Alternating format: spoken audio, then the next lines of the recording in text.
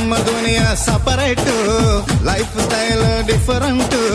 ಹಗಲು ರಾತ್ರಿ ಸುಖವನ್ನ ಹುಡುಕೋದೆ ಹೈಲೈಟ್.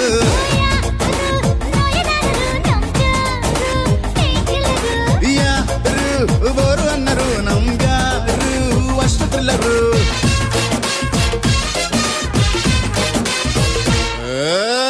ಕೊಡ ಕೊಡ ಕೊಡ ಕೊಬ್ಬರಿ ಮಿಠಾಯಿ, ಬಿಡ ಬಿಡ ಬಿಡ ಬೆಂಕದ ಬಾಯಿ, ಹಿಡಿ ಹಿಡಿ ನನ್ನ ಮಕ್ಕಳ ತಾಯಿ ನನ್ನ ಕೈ.